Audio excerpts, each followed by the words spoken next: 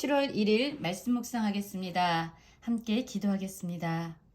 하나님, 우리가 여러 가지 시험을 당할 때에 낙심하지 않게 하시고 온전히 기쁘게 여길 수 있는 믿음을 주시옵소서.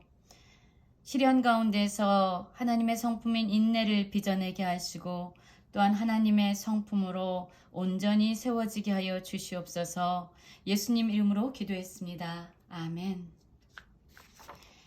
오늘의 말씀은 야고보서 1장 1절부터 11절까지의 말씀입니다. 7월과 8월 동안에는 야고보서와 이사야서 그리고 시편을 묵상하게 될 것입니다. 함께 말씀을 살펴보시기 전에 개인적으로 말씀을 꼭 읽으시고 묵상하는 시간 가지시기 바랍니다. 야고보서는 이 서신서의 저자를 야고보로 추정하고 있습니다. 이 야고보는 예수님의 제자였던 야고보가 아니라 바로 예수 그리스도의 형제였던, 그리고 후에는 예루살렘 교회의 수장이 되었던 야고보를 의미합니다. 야고보는 예수님의 형제였지만 사실 예수님이 살아계시는 동안에 예수님을 그리스도로 믿지 않았습니다. 그러나 후에 예수 그리스도께서 십자가에 달려 돌아가시고 부활하신 이후에 그는 예수 그리스도를 진정한 그리스도로, 메시아로 믿게 됩니다. 그리고 후에는 예루살렘 교회의 리더가 되지요. 이 야고보가 예수 그리스도를 믿는 믿음의 사람들을 향해서 서신, 편지 형식의 글을 씁니다. 그것이 바로 야고보서입니다. 1장 1절입니다. 하나님과 주 예수 그리스도의 종 야고보는 흩어져 있는 12지파에게 문안하노라 라고 말씀하고 있죠. 그렇습니다. 이 야고보서의 발신자, 기록한 사람을 야고보라고 이 책은 분명히 나타내 보여주고 있습니다. 그러나 이 야고보는 자신을 예수님의 형제다라고 소개하지 아니하고 하나님과 주 예수 그리스도의 종으로서 고백하고 있습니다. 그리고 이 야고보는 누구에게 이 편지를 보내고 있냐면 흩어져 있는 12지파라고 말하고 있지요. 그렇습니다. 수신자가 바로 흩어져 있는 12지파입니다. 12지파는 이스라엘 백성을 의미하죠. 여기서의 12지파의 의미는 예수 그리스도로 말미암아 믿음을 갖게 된 그리스도인들을 의미합니다. 그래서 1장 1절을 보면은요, 이 야고보서가 누구에 의해 쓰여졌고 또한 누구에게 보내지고 있는 서신서인지를 분명하게 보여주고 있습니다. 하나님과 주 예수 그리스도의 종인 야고보가 흩어져 있는 12지파, 예수 그리스도로 말미암아 믿음을 가지고 살아가는 그리스도인들에게 보내는 그런 편지임을 알 수 있는 거죠. 그럼 어떤 내용이 이 야고보서 1장에는 기록되어 있을까요? 내 형제들아, 너희가 여러 가지 시험을 당하거든 온전히 기쁘게 여기라. 이는 너희 믿음의 시련이 인내를 만들어내는 줄 너희가 알미라. 인내를 온전히 이루라. 이는 너희로 온전하고 구비하여 조금도 부족함이 없게 하려 함이라. 라고 말씀하고 있죠. 우리는 여기서 시험이 무엇인가에 대해서 좀 더 명확히 알고 가야 됩니다. 이전에도 한번 같이 말씀을 나눈 적이 있는데요. 성경에는 사실 시험에 대해서 많은 곳에서 언급하고 있습니다. 그러나 성경이 말하는 이 시험은요, 세 가지로 분리해서 생각해 볼 수 있습니다. 첫 번째 시험은 바로 테스트입니다. 그 사람의 믿음의 수준이 어느 정도인지 시험하는 거예요. 마치 학교에서 학생들이 시험 보는 것, 그것과 같은 의미라고 할 수 있죠. 두 번째는 trials라고 얘기할 수 있습니다. 이것은 시련입니다. 하나님께서는 이러한 시련을 통해서 하나님의 백성들을 빚어가시고 또한 하나님의 성품으로 변화시켜 가시죠. 하나님께서 우리에게 선한 것을 주시기 위해서 사용하는 도구가 바로 시련입니다. 그리고 세 번째는 temptation이라고 말할 수 있습니다. 이 temptation은 사단이 믿음의 사람들, 이 세상의 사람들을 유혹해서 그들을 파괴와 파멸, 멸망의 길로 유혹시키는, 미혹시키는 것을 temptation, 시험이라고 이야기합니다. 그래서 한국어 성경에서 보면은 모두가 다 시험이라고 이야기하고 있지만 이 시험이 어떤 것을 의미하는지 우리는 조금 더 자세히 생각하면서 말씀을 이해해야 합니다. 2절에서는 내 형제들아 너희가 여러 가지 시험을 당하거든 이라고 말씀하고 있죠. 여기서 시험은 trials, 그래서 시련을 의미합니다. 그리스도인들이 이 세상을 살아갈 때에 많은 어려움이 있습니다. 많은 고난이 있습니다. 그러나 이러한 고난을 당할 때에 야고보는 믿음의 사람들에게 기쁘게 여기라라고 말하고 있습니다. 어떻게 우리가 고난 중에서, 어떻게 우리가 시련 중에서 기뻐할 수 있을까요? 바로 그 시련의 목적을 알게 될 때, 그 시련을 하나님의 관점으로 바라보게 될 때에 우리는 고난 중에서도 기뻐할 수 있습니다. 그러면 이렇게 하나님께서 우리의 인생 가운데 시험, 시련, 트라이얼을 허락하시는 그 목적이 무엇일까요? 이는 이라고 그 이유가 나옵니다.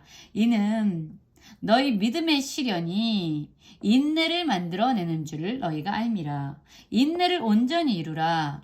이는 너희로 온전하고 구비하여 조금도 부족함 없게 하려 함이라 라고 나와 있지요. 그렇습니다. 우리가 시련 중에서는 인내를 만들어낼 수 있습니다. 그리고 이런 인내를 통해서 우리가 온전한 성품으로 변화될 수 있는 것이죠. 이것이 바로 하나님께서 우리에게 주시는 시련의 목적입니다. 시험의 목적이고 고난의 목적입니다. 모든 사람이 고난 가운데, 시련 가운데 있는다고 해서 인내하진 않습니다. 어떤 사람은 인내하지만 어떤 사람은 분노로 그것을 참아내지 못할 경우가 많지요. 그러나 또한 모든 사람들이 시련 가운데서 인내한다고 해서 그들의 성품이 온전하고 구비하고 또한 조금도 부족함 없는 하나님의 성품으로 변화되는 것도 아닙니다. 인내하면서 복수를 꿈꾸는 사람도 있습니다. 인내하지만 거기에서 불평과 원망이 가득 차 있는 사람도 있습니다. 그러나 하나님께서 우리에게 시련을 주시는 목적은 우리로 하여금 인내하고 그로 말미암아 하나님의 성품으로 우리를 빚어가기 위한 목적입니다. 그래서 하나님의 관점으로 우리가 당하게 되는 여러 가지 시련과 고난을 이해하게 될 때, 바라보게 될 때 우리는 기뻐할 수 있다라고 말씀하고 있는 것이죠. 여러분 고난 가운데 있으십니까? 인내하고 계십니까? 그 인내 가운데서 하나님의 성품으로 변화되어가는 우리의 모습을 발견하고 있습니까? 하나님의 목적이죠. 그런데 이러한 고난 가운데 있을 때에 우리는 사실 이 고난과 어려움 가운데서 압도당하기 때문에 무엇이 옳은지 무엇이 나쁜지 분별력을 상실할 때가 많습니다. 5절에서 이렇게 말씀하고 있습니다. 너희 중에 누구든지 지혜가 부족하거든 모든 사람에게 후히 주시고 꾸짖지 아니하신 하나님께 구하라.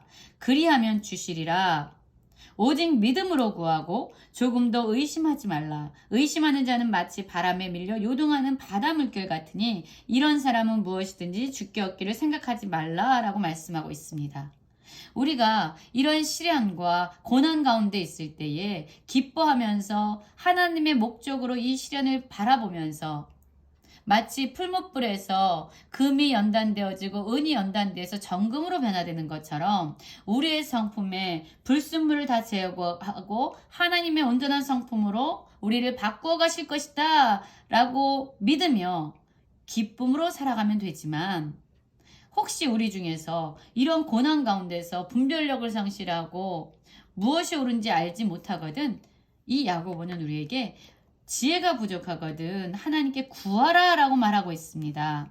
이 하나님은 어떤 하나님이냐? 바로 모든 사람에게 후히 주시고 꾸짖지 아니하신 하나님이라는 거예요. 우리가 하나님께 기도할 때 하나님이 어떤 분이신지 알아야 하고 또한 우리 자신이 얼마나 무력한 자인지 알아야만 우리는 구할 수 있습니다. 우리가 기도하는 대상, 우리가 간절히 구하는 대상은 부족한, 지혜가 부족한 사람이 구할 때에 언제든지 후히 주시고 꾸짖지 아니하신 하나님이라는 거예요.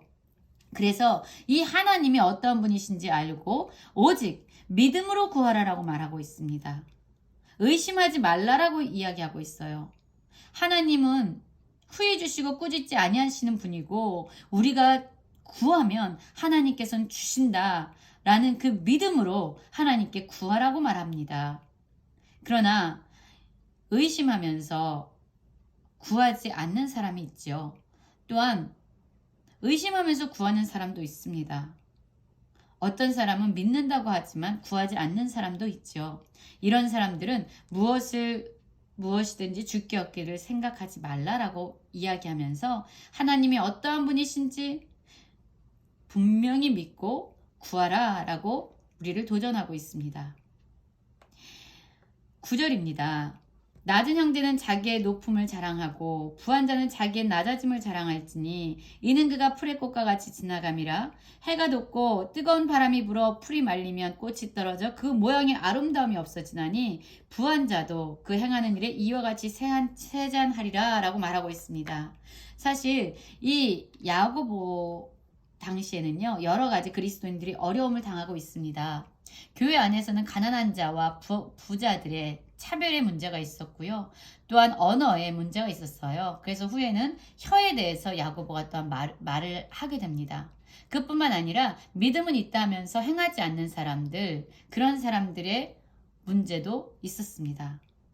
이 8절부터 보면은요, 9절부터 보면은요, 이 교회 안에 있는 가난한 사람들과 또한 부한 자들이 어떤 방식으로 자신의 삶을 살아야 되는지 말씀하고 있어요. 가난한 자, 낮은 자는요, 예수 그리스도 안에서 자기의 위치를 확인하라는 겁니다. 그들은 자기가 가지고 있는 소유로는요, 자기가 자랑할 것이 없어요. 그러나 그들은 자신이 가지고 있는 소유, 이 세상보다 더 크신 예수 그리스도를 가지고 있는 사람들입니다. 그렇기 때문에 예수 그리스도로 그들은 자랑하라는 거예요. 그러나 또한 물질이 많은 사람들은요, 사실 자신의 능력과 노력 때문에 그 부유함을 소유한 것이 아니라 하나님의 은혜임을 알고 그리스도 안에서 참된 겸손함으로 살아가라 라고 말하고 있습니다. 왜냐하면 그들이 가지고 있는 이 세상의 것들은요, 언젠간 사라지고 없어져 버릴 그러한 것이기 때문에 영원하신 예수 그리스도 안에서 참된 겸손한 삶을 살 것에 대해서 도전하고 있습니다. 여러분, 시험을 당하고 있습니까? 그 시련 가운데서 우리를 인내하게 하시고 우리를 온전케 빚어내실 하나님을 바라보면서 기쁘게 여기시고, 또한 우리가 그 안에서 무엇을 할지 모를 때에 하나님께 지혜를 구하면서 하나님으로 말미암아 자랑하는, 예수 그리스도로 말미암아 어떤 상황에서 담대할 수 있는 모든 성도님들 되시길 간절히 기도합니다.